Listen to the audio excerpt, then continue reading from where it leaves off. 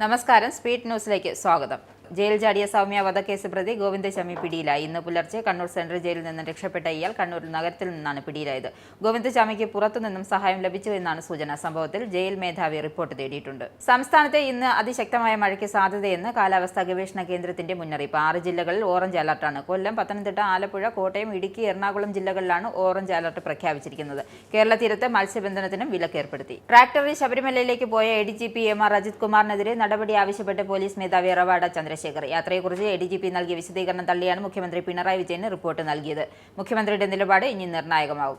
KPCCക്ക് വീണ്ടും ജബോ കമ്മിറ്റി വരുന്നു. 80 സെക്രട്ടറിമാരെ നിയമിക്കുമെന്നാണ് വിവരം. തദ്ദേശ നിയമസഭാ തിരഞ്ഞെടുപ്പുകൾ അടുത്തു വരുന്നതിനാൽ നേതാക്കളെ പരമാവധി ഉൾക്കൊള്ളുമെന്നാണ് KPCCയുടെ ആവശ്യം ഹൈക്കമാൻഡ് അംഗീകരിച്ചു. റെയിൽവേ സ്റ്റേഷനുകളും റെയിൽവേ ട്രാക്കുകളിലും വെച്ച് റീലെടുത്താൽ പിഴ വിധിക്കുമെന്ന് റെയിൽവേ അധികൃതർ അറിയിച്ചു. 1000 രൂപ പിഴ വിധിക്കുമെന്നാണ് റെയിൽവേ ഉദ്യോഗസ്ഥർ അറിയിച്ചത്. റീൽ ചിത്രീകരിക്കുന്നതുമായി ബന്ധപ്പെട്ട് മറ്റുള്ളവർക്ക് ബുദ്ധിമുട്ടുണ്ടാകുന്നുവെങ്കിൽ റെയിൽവേയുടെ നിയമങ്ങൾക്കനുസൃതമായി അറസ്റ്റ് ചെയ്യുമെന്നും ദക്ഷിണ റെയിൽവേ വ്യക്തമാക്കി.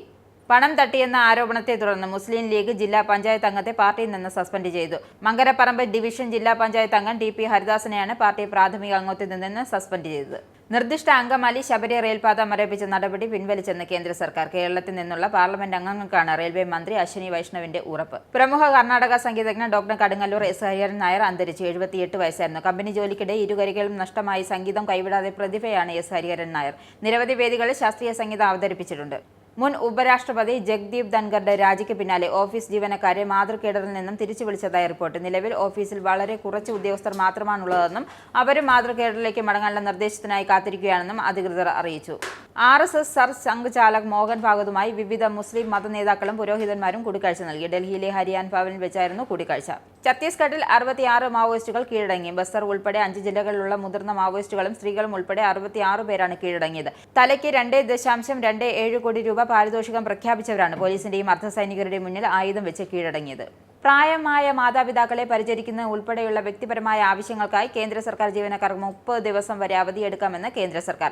കേന്ദ്ര പേഴ്സണൽ സഹമന്ത്രി ജിതേന്ദ്ര സിംഗ് വ്യാഴാഴ്ചയാണ് രാജ്യസഭയിൽ ഇക്കാര്യം വ്യക്തമാക്കിയത്. മണിപ്പൂരിൽ രാഷ്ട്രപതി ഭരണം നീട്ടും. 6 മാസത്തേക്ക് കൂടി നീട്ടാനാണ് തീരുമാനം. ഓഗസ്റ്റ് 13 മുതൽ ഉത്തരവ് പ്രാബല്യത്തിൽ വരും. ഇത് സംബന്ധിച്ച പ്രമേയം കേന്ദ്ര ആഭ്യന്തരമന്ത്രി അമിത്ഷാ രാജ്യസഭയിൽ അവതരിപ്പിക്കും. റഷ്യയിൽ 43 പേരുമായി പോയ വിമാനം തകർന്ന സംഭവത്തിൽ ദുഃഖം രേഖപ്പെടുത്തിയ പ്രധാനമന്ത്രി നരേന്ദ്രമോദി അപകടത്തിൽ ജീവൻ നഷ്ടപ്പെട്ടവരുടെ കുടുംബങ്ങളുടെ ദുഃഖത്തിൽ പങ്കുചേരുന്നുവെന്നും പ്രധാനമന്ത്രി എക്സിൽ കുറിച്ചു. UK സന്ദർശനം പൂർത്തിയാക്കിയ പ്രധാനമന്ത്രി നരേന്ദ്രമോദി മാലിദ്വീപിലേക്ക് തിരിച്ചു. നാളെ നടക്കുന്ന മാലിദ്വീപിലെ 60ാം സ്വാതന്ത്ര്യദിന ചടങ്ങിൽ നരേന്ദ്രമോദിയാണ് മുഖ്യ അതിഥി. പലസ്തീനെ സ്വതന്ത്ര രാജ്യമായി അംഗീകരിക്കാൻ ഒരുങ്ങിയ ഫ്രാൻസ്. സെപ്റ്റംബറിൽ നടക്കുന്ന ഐക്യരാഷ്ട്രസഭാ സമ്മേളനത്തെ ഫ്രാൻസ് ഇത് സംബന്ധിച്ച് പ്രഖ്യാപനം നടത്തുമെന്നും ഫ്രഞ്ച് പ്രസിഡന്റ് ഇമാനുവൽ മാക്രോൺ. ബ്രിട്ടനിലെ പുതിയ രാഷ്ട്രീയ പാർട്ടി പ്രഖ്യാപിക്കാനൊരുങ്ങിയ മുൻ ലേബർ പാർട്ടി MPമാരായ ജെറമി കോർബിനും സാറ സുൽത്താനയും. ആഴ്ചകൾ നീണ്ട ചർച്ചകൾക്ക് ശേഷം ഇടത് പാർട്ടി രൂപീകരിക്കുന്ന കാര്യത്തിൽ ഇരുവരും ധാരണയിലെത്തിയതായി റിപ്പോർട്ട്. സ്പീഡ് ന്യൂസ് അവസാനിച്ചു. നന്ദി, നമസ്കാരം.